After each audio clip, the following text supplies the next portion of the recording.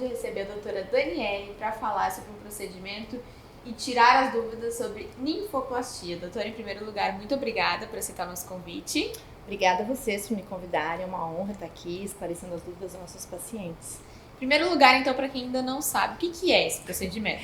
É um procedimento que não é tão divulgado, né, tão falado, porque é a famosa cirurgia íntima. Então é um assunto que ainda é um tabu para algumas mulheres. Elas têm dificuldade de vir falar sobre isso com a gente no consultório.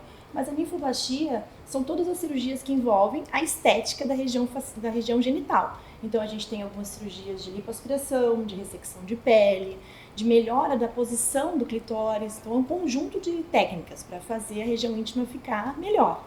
E tem alguma contraindicação ou quando é indicado o caso de uma cirurgia, doutora? A gente tem que esperar, por exemplo, se você teve um bebê e está ainda com essa região edemaciada, não é o momento de fazer uma cirurgia plástica, de qualquer parte, né? Da ninfoplastia também não. Então, em torno de um ano, depois de uma gestação ou de uma perda de peso importante, em que essa região já está estável, é o momento de fazer a avaliação e definir qual é a melhor técnica para o seu caso. Certo. E tem alguma técnica mais procurada hoje em dia, mais comum entre as mulheres? Tem alguma idade? Tem sim. A mais procurada é a diminuição dos pequenos lábios, né? As pessoas vêm procurando a diminuição daquela pele que fica para fora. As queixas são de machucar na roupa ou de ter vergonha de mostrar a região genital, porque tem uma pelezinha que fica aparecendo.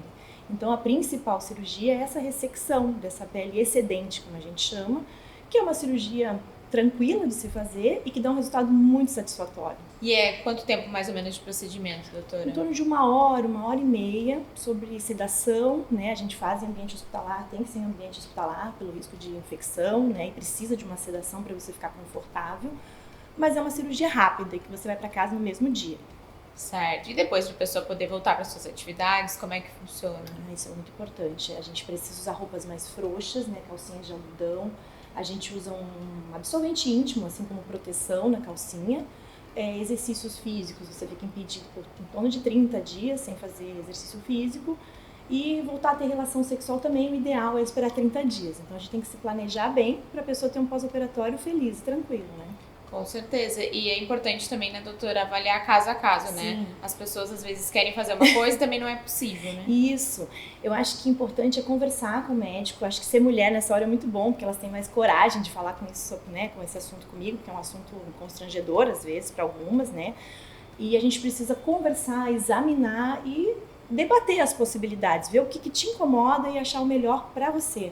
Porque tem coisas que pode ser fazer junto, como lipoaspiração de alguma área, por exemplo, o pubis ali, às vezes elas reclamam que o pubis é gordinho, pode se fazer junto, mas a gente tem que avaliar, né, caso a caso e definir juntos o que é melhor.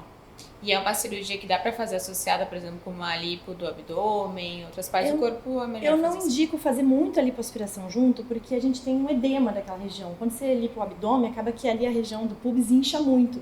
Então pode ter alguma dificuldade da cicatrização daquela região. O ideal é fazer aquilo, né, a região da ninfoplastia, com uma lipo pequena, de pubis ou até de raiz da coxa, mas não misturar com abdominoplastia, com lipoaspiração, porque aquilo é muito especial, é uma pele muito delicada, né? Então ela tem que cicatrizar muito certinho.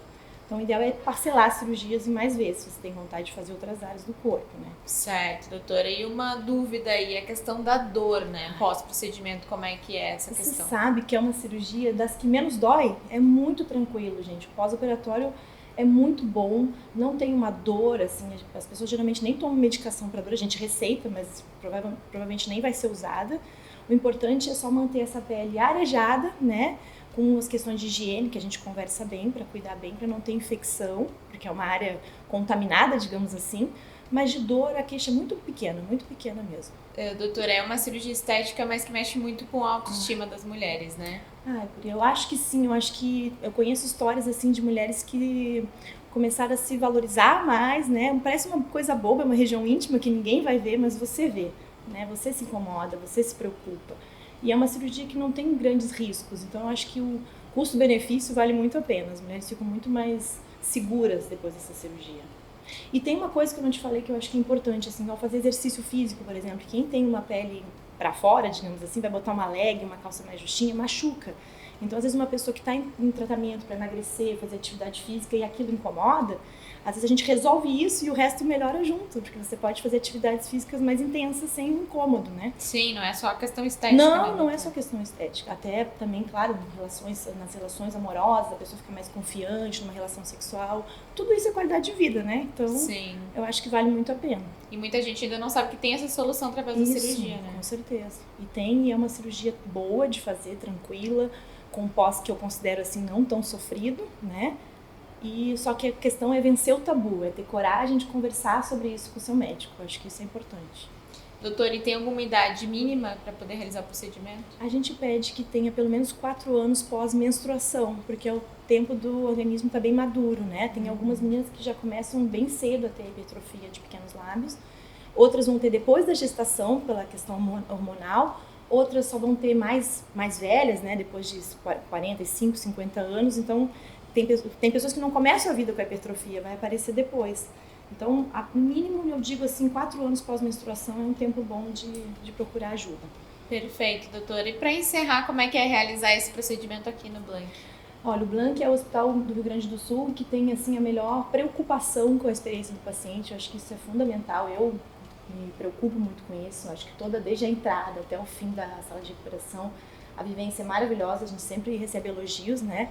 E essa cirurgia, acho que é perfeita para o hospital, porque é uma cirurgia de alegria, de felicidade. Toda a experiência tem que ser assim, tem que ser positiva. E o atendimento aqui, além da segurança toda, né, da questão do controle de infecção, tudo isso o médico se preocupa e vocês têm aqui no Blank, graças a Deus, né? Que bom, doutora. Muito obrigada pela participação. Obrigada, foi um prazer, eu adorei. E se você gostou, deixe seu like e também o seu comentário aqui embaixo do vídeo. Até a próxima!